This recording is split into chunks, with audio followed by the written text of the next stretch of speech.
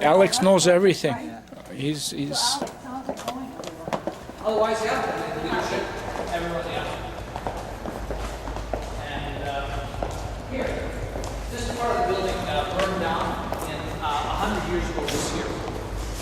And what happened was that when they cut the marble for this pillar, they didn't know, but they got themselves a dinosaur fossil all the way up. Could have been a raptor. I wanted the basketball team's name because it was thought that that's actually a dinosaur fossil.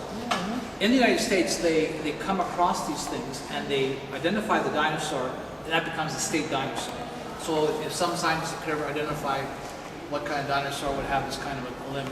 That's so neat. And Isn't it? there's another piece of it, all the way up. Wow. Yeah, it's small. Of course, the study of dinosaurs would not have been Yeah, popular see then. it straight up. And now they have it. So, and when Yeah, the spot the is fire right. burned this part, and that part was safe, that's why it's still wood.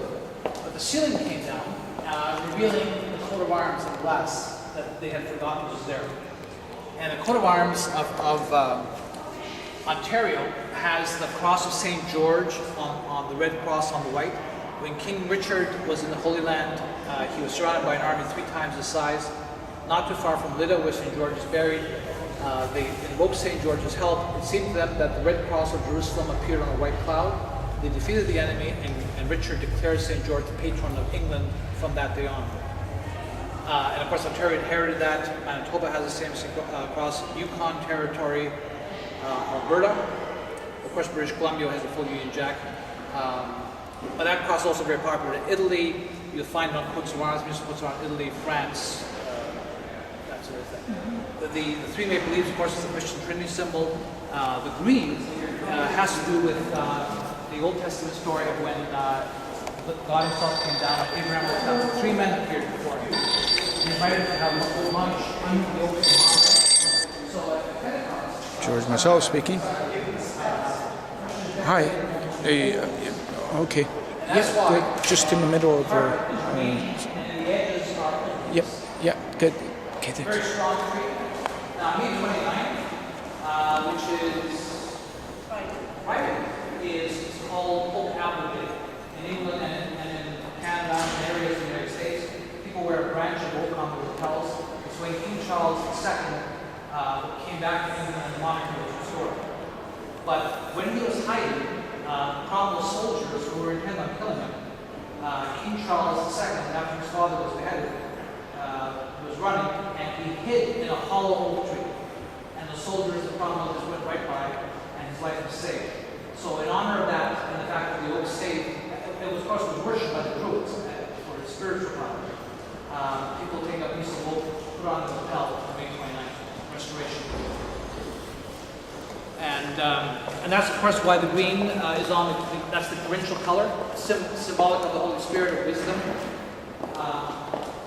They had different displays here. The speakers are all on the lower floor here, the oracles.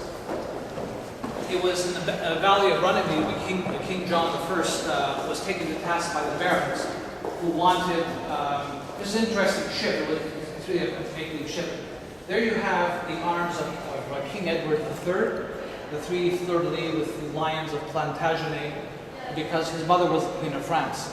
And the British had the fleur-de-lis in their coats of arms until 1801 when they realized they're never going to have France again, or part of France. The 2 islands, Saint Pierre and Miquelon in the St. Lawrence, is actually property of France, of the Republic of France.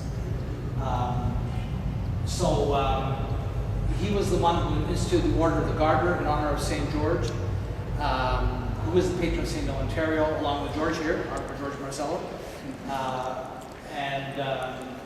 What he did was he was at a ball where a lady, her garter slipped down to her ankle. And the king, without thinking about it, just took her garter and then lifted it back to where it was. And of course, it was considered a little embarrassing. All of his male friends started making jokes about it. The next day when he heard about the jokes, he was furious, because that was not his intention, to be fresh. And he actually founded the Order of the Garter with the curse or the nasty thing that he said about those who made fun of him. Honi soit qui mal y pense.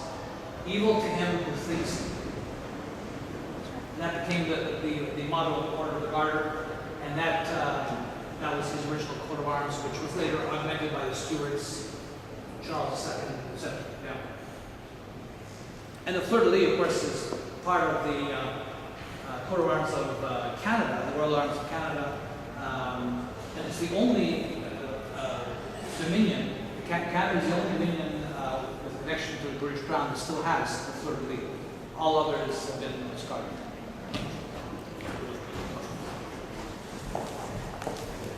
And of course, we have that bi-national, bilingual, bicultural foundation.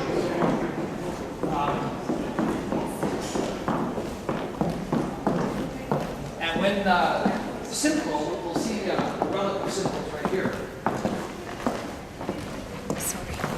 That right there is the first mace of the province of Canada.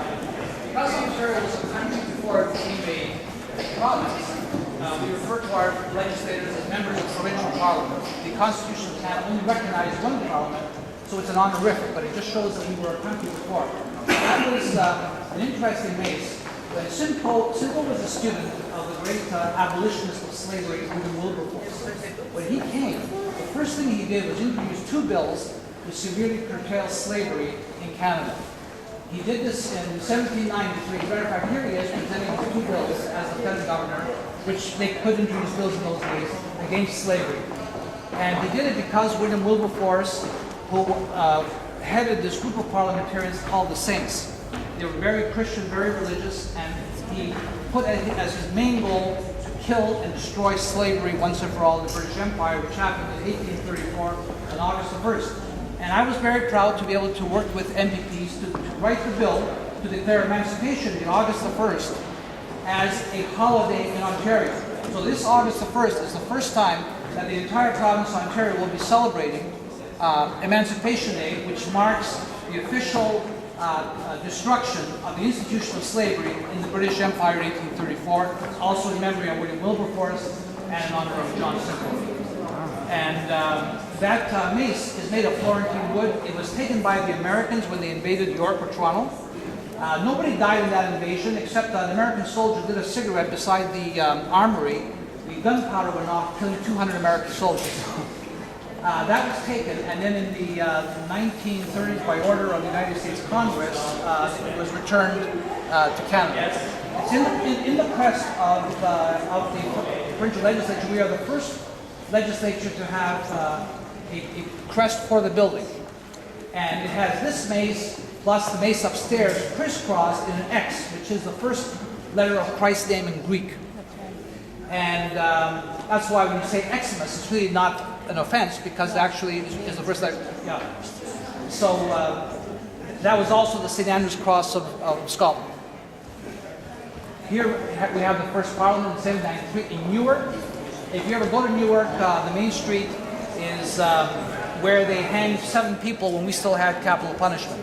The last person to die in Newark was a man who pushed his wife over the Niagara Falls after he drugged her. The pharmacy on the corner kept a receipt of the drug that he bought.